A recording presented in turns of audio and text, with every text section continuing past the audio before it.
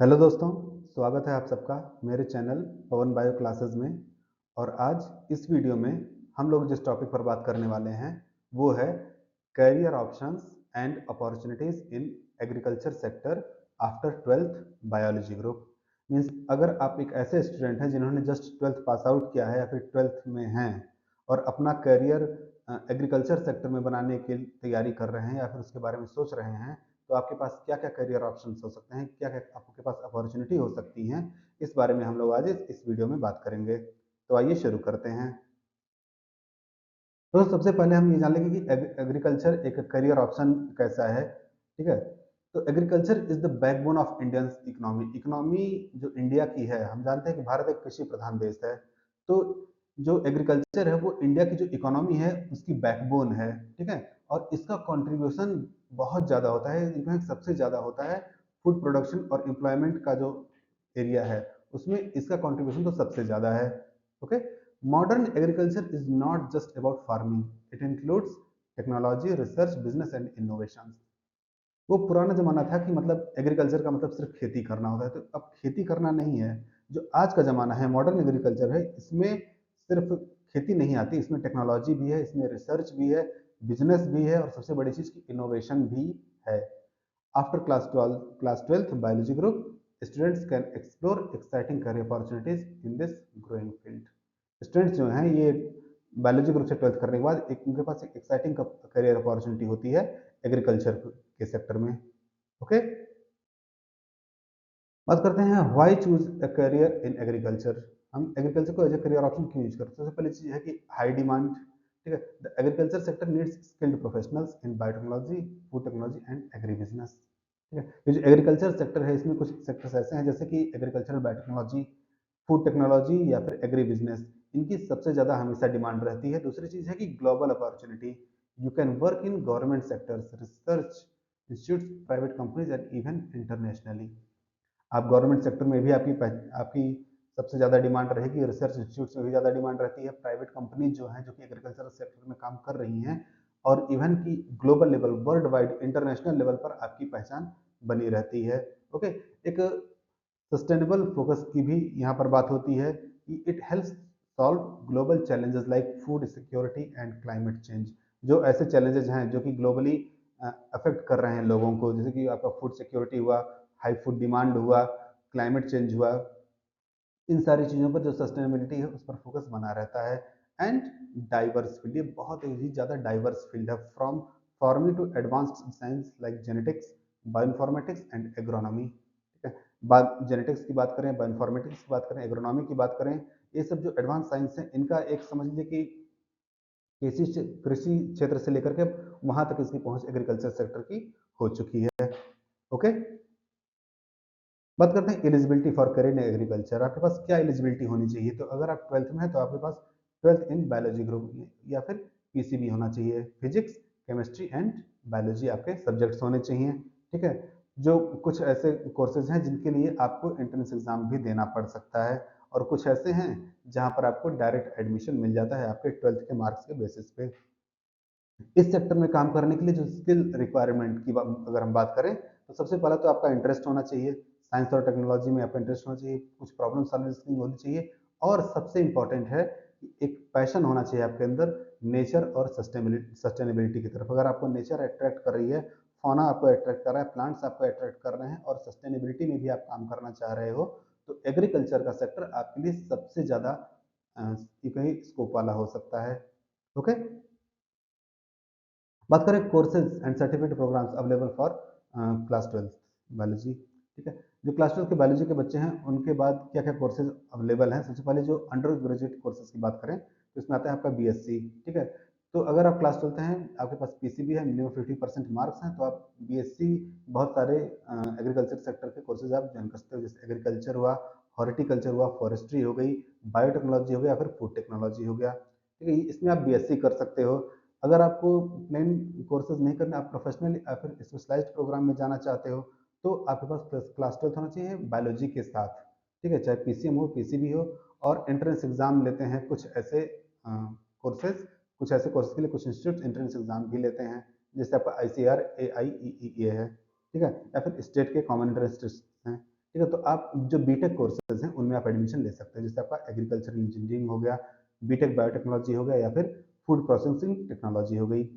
Okay, बात करते हैं डिप्लोमा प्रोग्राम्स की। तो डिप्लोमा के लिए भी आपके पास है कि आप आपके पास किसी भी स्ट्रीम, अगर आप 12th पास आउट हो तो आप डिप्लोमा में एडमिशन ले सकते हो, लेकिन कुछ लोग इसके लिए भी पीसीबी प्रेफर करते हैं। ठीक है, तो आप जो एग्रीकल्चरल टेक्नोलॉजी है, जो फूड प्रोसेसिंग है और फिर डेयरी टेक्नोलॉजी है, इसमें भी आप एडमिशन ले सकते हैं। या फिर अगर हम बात करें सर्टिफिकेट प्रोग्राम्स की, तो सर्टिफिकेट प्रोग्राम्स जो होते हैं वो काफ़ी शॉर्ट टर्म कोर्सेज होते हैं, जो कि आपको एक स्पेसिफिक स्किल या नॉलेज दे सकते हैं आपको करियर के एडवांसमेंट के लिए। ओके, आपके पास क्लास 12th पास आउट होना चाहिए। ठीक है, इसमें कोई परसेंटेज की रिक्वायरमेंट नहीं होती है, ये फिर हर एक बैकग्राउंड के बच्चों के लिए ओपन होता है, जरूरी नहीं कि आपके पास बायोलॉजी ग्रुप ही हो। ठीक है, जो कुछ इंपॉर्टेंट सर्टिफिकेट प्रोग्राम्स हैं वो है आपका vermi compost technology, organic farming, mushroom cultivation, agri business management, seed production technology, या फिर पोल्ट्री फार्मिंग, ठीक है, या फिर food quality control and analysis.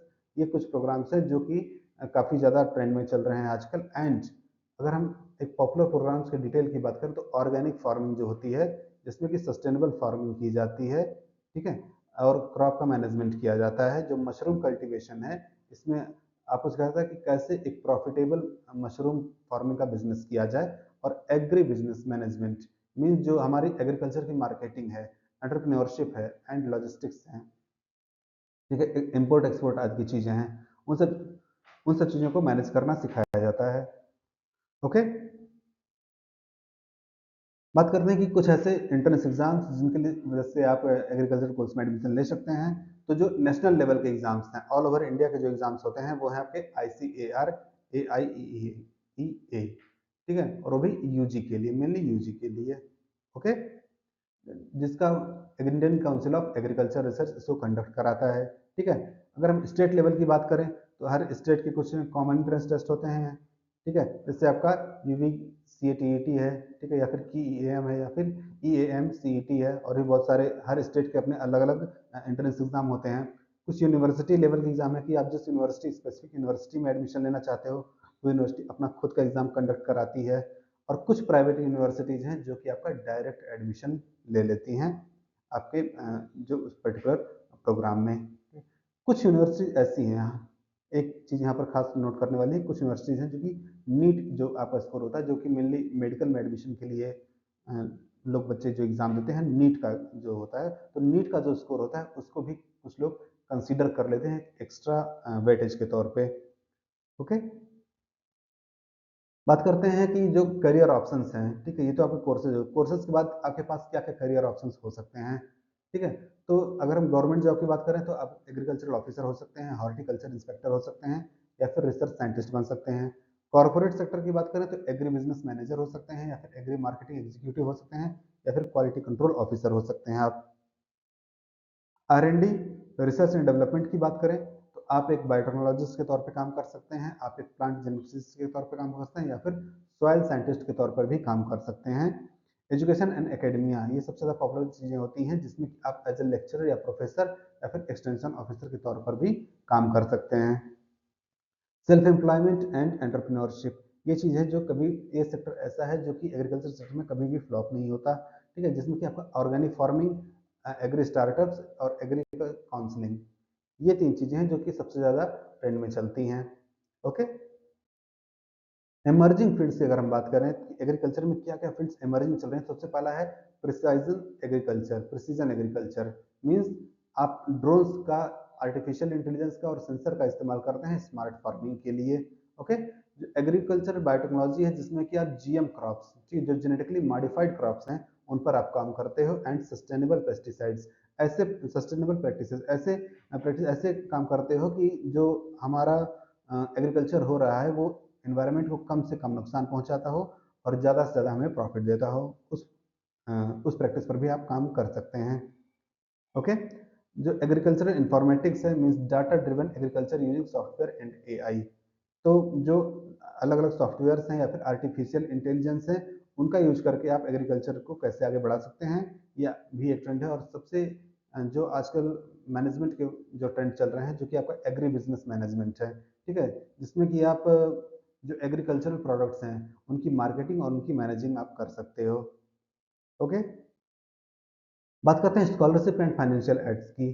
तो कुछ ऐसे स्कॉलरशिप हैं, कुछ ऐसे फाइनेंशियल एड्स हैं जो कि इकोनॉमिकली पुअर कैंडिडेट्स के लिए, ठीक है, बहुत ही ज़्यादा फायदेमंद होते हैं, उनको इकोनॉमिक सपोर्ट करते हैं, ठीक है। जैसे आपका आईसीआर की स्कॉलरशिप है, जो कि आपके यूजी और पीजी के स्टडीज़ हैं। आईसीआर यानी कि Indian council of agriculture research उनको स्कॉलरशिप प्रोवाइड कराती है। इसके अलावा डीबीटी बायोटेक्नोलॉजी की स्कॉलरशिप, जो डीबीटी है वो भी बायोटेक्नोलॉजी के जो बच्चे होते हैं जो कि एग्रीकल्चर बायोटेक्नोलॉजी में भी काम कर रहे हैं, उनको भी स्कॉलरशिप प्रोवाइड कराती है। कुछ स्टेट स्पेसिफिक एग्रीकल्चरल स्कॉलरशिप्स हैं। कुछ कुछ स्टेट्स ऐसे हैं जिनका अपना खुद का एक एग्रीकल्चर की पढ़ाई करने वाले बच्चों के लिए स्कॉलरशिप होता है, और जो प्राइवेट यूनिवर्सिटीज़ हैं वो अपना फीस वेवरिंग और ग्रांट्स भी प्रोवाइड कराती हैं उसको कुछ स्टूडेंट्स के लिए। तो आपको ये चीज़ें स्कॉलरशिप और फाइनेंशियल एड में मिल सकती हैं। ओके, बात करते हैं टॉप इंस्टीट्यूट्स की जो कि इंडिया के एग्रीकल्चरल कोर्सेज प्रोवाइड करा रहे हैं। ऐसे टॉप इंस्टीट्यूट्स कौन कौन से हैं? तो अगर हम पब्लिक इंस्टीट्यूट्स की बात करें जो कि हमारे गवर्नमेंट स्कूल्स हैं, तो सबसे टॉप पर जो आता है वो है इंडियन एग्रीकल्चरल रिसर्च इंस्टीट्यूट यानी कि IARI, न्यू दिल्ली का है। इसके अलावा जो हमारा पंजाब एग्रीकल्चरल यूनिवर्सिटी है लुधियाना, और तमिलनाडु एग्रीकल्चरल यूनिवर्सिटी जो कोयम्बटूर की है, और GBPUAT Pantnagar, Govind Vallabh Pant university of agriculture and technology जो पंतनगर की है, वो हमारे ये जो चार हैं ये सबसे top institute, top rank institute हैं एग्रीकल्चरल कोर्सेज के लिए। ओके, इसके अलावा जो प्राइवेट यूनिवर्सिटीज हैं, ठीक है, इनमें आपका Amethi university, lovely professional university और SRM यूनिवर्सिटी, ये तीन यूनिवर्सिटी ऐसे हैं जो कि काफ़ी अच्छी रैंकिंग इनकी है और ये भी अपना एग्रीकल्चरल कोर्सेज प्रोवाइड कराती हैं।